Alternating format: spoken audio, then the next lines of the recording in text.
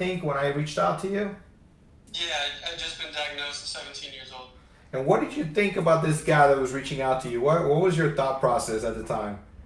I mean, at the time, I was still new to the whole cancer world, let alone childhood cancer, and so people reaching out in general was new to me. And I was a normal high school kid, high school athlete, and it was different to have somebody reaching out from somewhere, especially from across the country. I didn't really know anyone from anywhere else. It was different, but it felt really good to know that there was somebody else somewhere that never even met me but wanted to be there for me, or to even just say words of encouragement. And those times especially, it's huge. Amen. And you were, so you were an athlete. What kind of sports did you play? Well, before high school and everything, I played baseball and wrestled. In high school, I decided just to focus on wrestling. Okay. What category were you in? I was 120? a few different ones. No, I was really small actually in high school. I wrestled 103s and 112s and 119s. So when you get diagnosed with cancer, what type of cancer did you get diagnosed with first? So I had stage 3 non-Hodgkin's T-cell lymphoma. Okay. So explain that to the audience that don't know about that type of cancer. So basically it's a blood cancer, but it's in the white blood cells, and specifically the T cells. So the cells that respond in your immune system that help fight against things, those actually, instead of fighting against things, turned into cancer. And so they started creating a big tumor in my chest, and instead of fighting against sicknesses or anything else, it really just built more and more cancer in my body.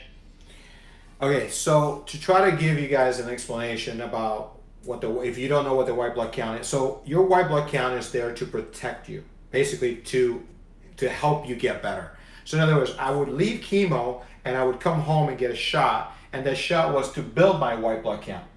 You know? So think about what he's talking about. His cancer was basically taking over his white blood cells and fighting against him. So he has no protection against it trying to get better. Is that correct? Is that the best way to say it? Basically, that's I'm just trying to give you guys simple terms, right? So what did the doctor say to you, and how was that moment?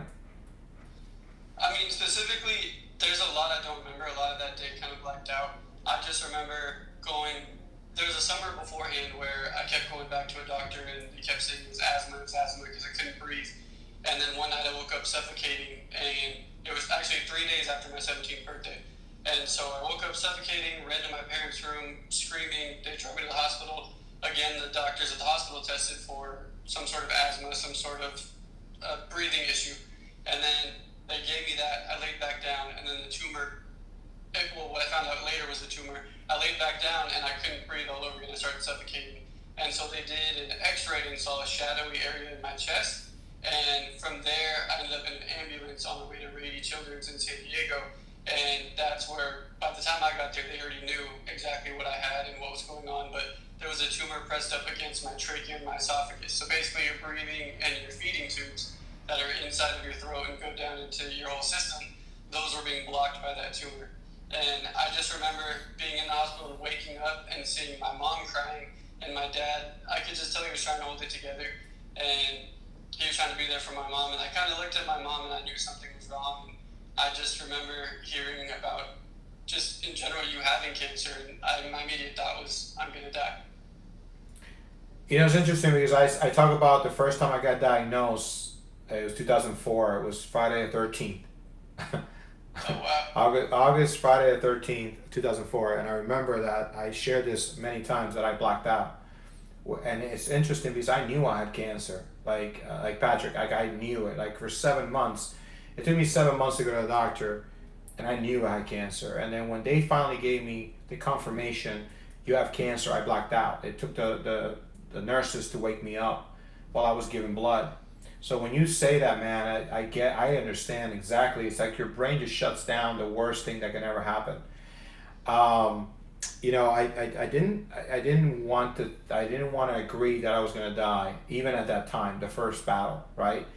But you certainly have those thoughts because you put cancer with death. Like cancer was a death sentence at the time, right? So this is at 17 years old, I had no experience with cancer except for my grandpa who had passed away from lung cancer. And so I didn't know kids got cancer. I didn't know teens got cancer. I didn't know that was a thing. I honestly at that point, my only education whatsoever on it was that it's something that older people got, and it was one of those diseases people might have got when they were getting older, and at that point where life was coming to an end. And I had no idea that young people got it too. And I learned that day, and yeah, that day I equated cancer to death because that's all I knew. But pretty quickly after, and talking to my doctor and the nurses, I knew that it was going to be a fight. Well, I don't remember exactly when I reached out to you. Don't know how we connected, to be honest with you. I forgot. If you remember, please remind me. I just remember that I saw a kid. I knew you were an athlete. I didn't know what type of athlete you were, but it resonated with me because, I'm this healthy 29-year-old getting diagnosed with terminal cancer, and you're this healthy 17-year-old getting diagnosed with terminal cancer to a degree. Stage 3 is pretty, is right up there. I mean, it's not that far off for stage 4. But again, people don't think that, we're healthy people, right? We're healthy. We're doing everything we can, and still we get this battle. And of course, years later, God revealed to me this was part of my purpose. This is like revealing my purpose, what I was meant to do in life, right? And I think that I believe that that's what I try to share with you, is I just kind of give you some kind of light and say, listen, this could become, if you can get what I got at 31, you can get at 17, man, your life's going to be amazing. Because, you know what I'm saying? If you can understand that you have a purpose and that you survived this to help other people and to give hope to other people at that age, I can only imagine what your life's going to be, And that was 11 years ago. That's crazy. Yeah. I mean, that's kind of a big part of it was at 17 years old, all I had to look forward to was the prom and the football games and my senior wrestling season and going to wrestling college and going off and getting a career and doing those things. And the day I got diagnosed, it was still early in my senior year, and I had everything to look forward to, and it felt like it was all taken away from me. And pretty quickly, I learned really quick that there was a purpose to my life, that my life was a lot more than this, and my life wasn't defined by those single moments. It wasn't defined by the high school prom, or it wasn't defined by those type of things, even though those are big parts of teenagers' lives, and that's something that you look forward to for most of your life, and all your friends are going, and that's a huge part of a teenager's life. But I had to mature really quickly. I had to learn very quickly that death is something that happens to everybody, and I had to accept that it may be coming sooner for me than others, but I also had to accept that the only person that can truly fight this is me. And it all came down to my mindset and keeping the right people around me and making sure that I spoke up for myself, and I had my mom and dad there that spoke up for me whenever I couldn't. And pretty quickly on, I learned that I'm not going to just live an ordinary life just because, not only for myself, but because I met so many other kids that didn't make it. And being in the children's hospital, I was surrounded by kids, and I know so many kids that never got to live their teenage lives, or never got to even go to a playground, or never got to go make friends, or learn how to swim, or do so many of those things. So I learned pretty quickly on that I need to live a life really in their honor. And just because I was given this chance, and there's a lot of people that never got it. And you've seen me, right? I mean, you've been following me forever now. So Oh yeah. how do I live my life? It's like, Oh yeah. I mean, you take advantage of everything. I take advantage of every opportunity, brother. It's no tomorrow. It's like, when you wake up and you get this, and I'm so happy that you were able to make time today to do this with me. But I was so happy to hear that you were fine. My prayers. Again, I pray, but that doesn't mean I don't know what God's plan is, right? But the fact is that you did survive. How many chemos did you do? Honestly, I don't know the exact number, but I was on treatment for about 2 years and 4 months. So there was quite a few rounds, and then some we had to redo because I got diagnosed while battling the cancer. My immune system, obviously, because it was my white blood cells, got shut out. And so my white blood cell count and my immune system essentially was gone. I had 0 white blood cells, and I got diagnosed with a fungal infection called mucor. And at the time, I didn't know until a little bit later on. But while in that fight, that ended up being probably more dangerous than the cancer itself, because it affects more people that have a low or weak immune system. And at the time, Children's in San Diego had never had a survivor of it. And I found out later that the death rate with mucor is about 99.9%. And so essentially they had that meeting with my parents saying, we don't really know what we can do, and they had to halt some chemos and change my protocols and make a lot of changes and customize my plan because there was a lot of complications at the same time. Wow. I mean, you think about it, you got to battle cancer and then something else happens. So 2 years go out of your life and then you come out of it. How was your outlook at that moment? My outlook at the time, it was tough because for the greater part of my late teenage going into early adult life, I was dependent on doctors and nurses and medicine and all these other things. And then you finish and now suddenly you're off this medication, you're off of everything, and it's, go ahead, you're free now. But the reality is you didn't get to live those late teenage, early adult life like everyone else did. And at the same time, you've been so dependent on those things that it's almost like a crutch and you're holding on to those things. And so I had to really try to adjust and find my way again back with really socializing and doing the normal things that teenagers and young adults do. And a lot of those things didn't interest me. And I wanted to be interested because that's what the normal people were doing. And at the time I thought, I just want to be normal. I just want to be able to go and do something without worrying about getting sick or without worrying about cancer coming back or whatever it is. And so I did whatever I could to be normal, but I realized quickly I wasn't going to be normal. It's my feelings, my thoughts, everything. It's never going to be the same because of this experience, this really traumatic experience. Correct. You don't get over it. It's like it's there. I mean, you see the blessing and you see that you're alive and you're grateful for your life, and but then you're like, these things don't matter as much. Exactly. These things don't. That's just what happens. You just don't see the point on some things because you're like, I want to make sure that every moment counts.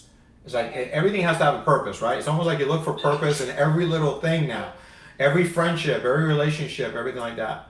Oh, Well, we're in a season right now under quarantine. This is in the show that I like to share certain things. For me, like a lot of it was a lot of cancellations, a lot of things happened that really damaged the timing of everything. But again, I know that I was supposed to do something with it, but there was a lot of things that happened that could have happened differently.